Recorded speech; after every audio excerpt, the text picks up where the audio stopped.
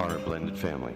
We are a blended family. We are a blended family. We are a blended family. We are a blended family. We are a blended family. We are a blended family. We're a blended family. We are a blended family. We are a blended family. We are a blended family. And we are a blended family. Welcome back to ChristianLiveRadio.com. This is your host, Pastor G. Hey, we are here live at Dream City Church in Phoenix, Arizona with Blended Families Ministry with Doctors Larry and Carol Snap. We're coming to you live with Lesson 2 of 12. What is a blended family? The class begins right now. Enjoy the lesson. What we're going to be talking about today is various types of blended families. Obviously, there is remarriage after divorce. There is remarriage after the loss of a spouse. You have marriages of different cultures, different religions, different nationalities. Adoption can even be a type of blending. And first marriages are a blending of two or more families. And ultimately, God's family is a blended family. It's made up of all sorts of people. Right? We're all part of the family of God, part of the body of Christ. And so we're all brothers and sisters. Even though we don't look anything alike, we're pretty much all the same on the inside. All right? Just some generality kind of stuff here. A blended family is going to require lots of mercy and grace. You're going to have to give people a lot of space because we're all messed up trying to figure out how to do this thing called marriage. And when you've done it before and you've got kids and then they've got kids and you're trying to figure out how to put this all together, it's going to take a lot of grace and mercy. One thing that we've discovered over time of the years of counseling is that you need to take some time to try to figure out what each other is good at. Figure out what each other's gifts are. We've all been given gifts, spiritual gifts. Some have talents, some in one area, some are not in that area. They got something else. So take the time to figure out what each other is good at. And then strive to create a new Christ-like future using your gifts. Unfortunately, what we see most of the time is people keep looking at what the other person is not good at. And they get real picky and critical. You can't do this, you can't do that, you're no good. And they're trying to live with this person. A lot of help that is. So try to create that new Christ-like future. We're all supposed to be transformed into the likeness of Christ. Transform our mind and our behavior. So moving forward, this is a time for a do-over. So each person needs to try to be more Christ-like so that they can exercise grace and mercy towards each other. And the other thing here is develop a covenant mentality. Okay, we'll get into a lot more about that kind of stuff here in a minute. But without that, it's too easy, especially where we are talking about blended families, so there's been a marriage of some sort in the past that either ended because of somebody died or because of divorce. Well, especially in the case of divorce, that covenant mentality was not there. And it was more of a contract type mentality. And it was like, well, as long as you do what I expect you to do, I'm okay. But as soon as you mess up, I'm out. That's my escape clause, when you mess up. So we want to develop the covenant mentality, which is kind of like 20 years from now, we're going to laugh about what's going on. Because we'll still be together on a rocking chair on the porch and reminiscing about the old times, good or bad. But we made it, right? So that's more or less the covenant mentality that we're trying to develop here. Okay, so we're going to spend most of the rest of the class talking either about remarriage after divorce or remarriage after the loss of a spouse. Those are the two main areas. Like I said, there are other issues, and we'll get to those throughout the class, the 12 lessons. Especially next week, we'll be talking about celebrating each other's differences. So when it comes to cultures and religions and nationalities and things like that, it's all about next week.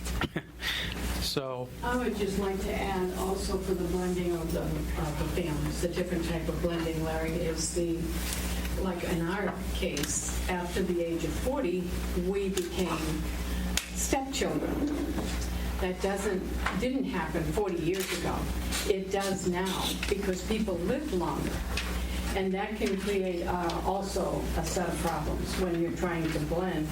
At 40 years old, you've known your parent who marries somebody else, and he or she has her own set of rules and her own family, and you're trying to come in as a stepchild at the age of 40.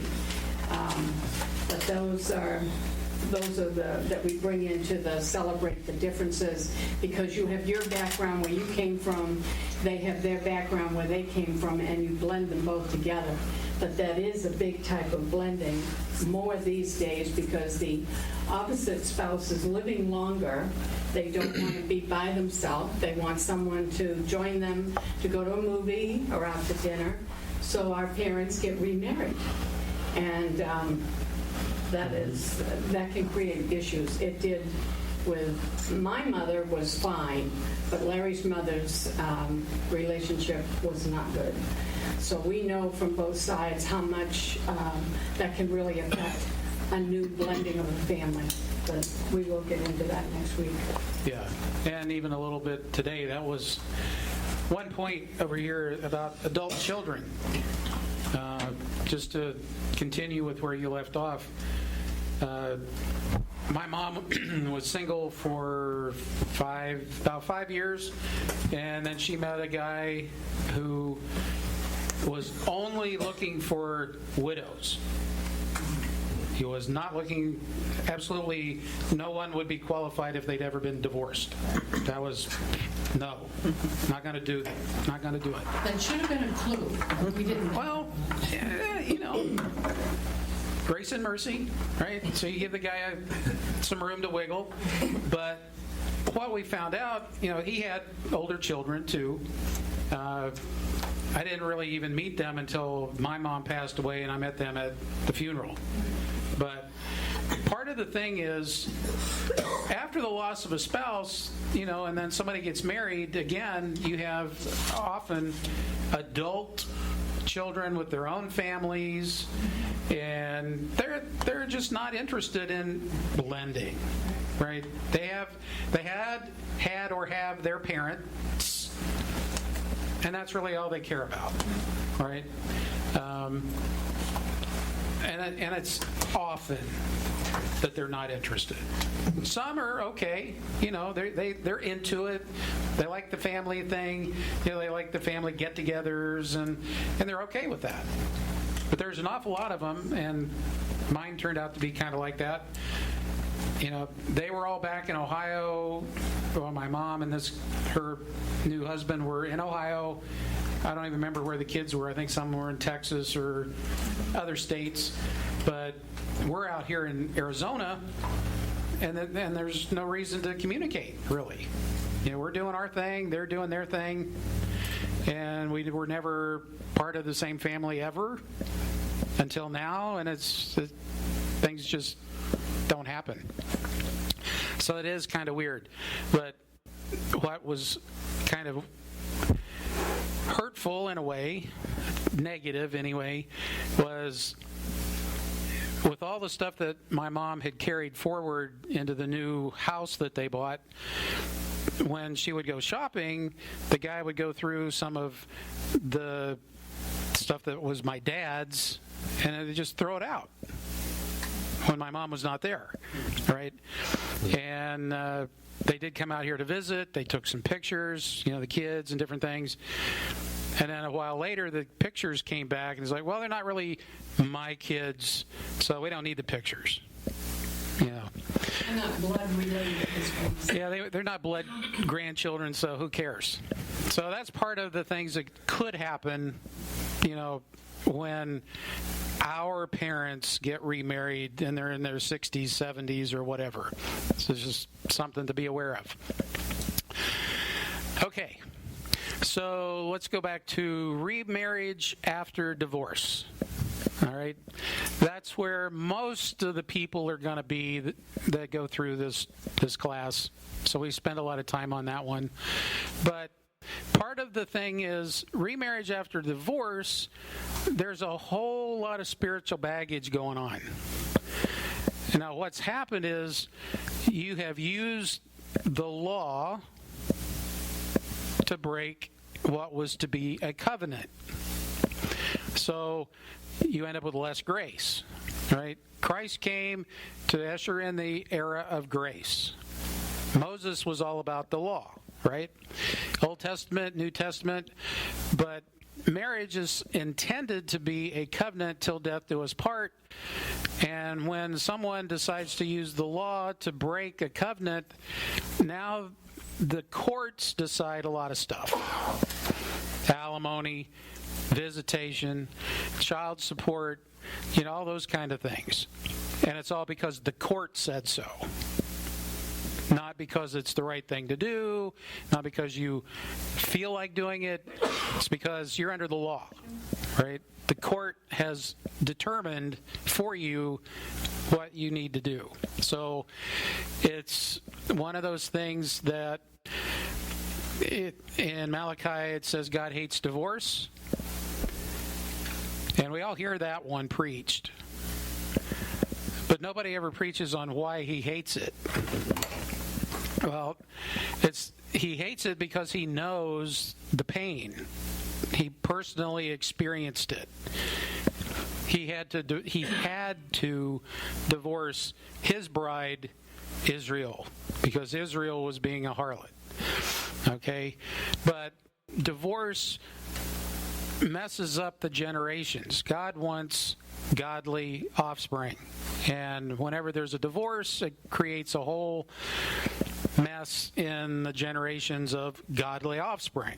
Right? So there's a reason God hates it. And obviously if God hates it, we shouldn't be doing it. But there is a reason why God hates it. It messes up what he has planned for, the generations. Okay, so we're looking at a situation where there's been a divorce. We have to figure out what caused the divorce. What was going on in the marriage that at least one party couldn't continue. Okay, so we have to figure out what's the root causes. Now we have another class called Beyond Divorce where we really get into that kind of stuff, but it's all about identifying what the root causes are, accepting your responsibility for your part, not the whole thing. It's never just one. We're all sinners here, so even if it's 1 and 99%. You got at least 1%, and you got to deal with that. But it's usually 60-40, 30-70, something like that. Occasionally 80-20, but there's always something on both sides. So we have to figure out what they are, because if you can't identify what the problem is, you can't do anything about it. All right? I like to draw the tree. That's a tree. It's not a mushroom cloud. Okay? It's not an atom bomb. I thought it was an atom bomb. But you have... Has anybody never pulled a weed? Right? You pull a weed, you try to get the roots out, because then it's dead. It's gone. Now, we're not trying to pull a tree out of the ground here, but we do have to deal with the roots, because whatever the roots are is what determines what the fruit is. Now, it's especially palm trees, you have to trim them every so often. You're not dealing with roots, you're just trimming leaves.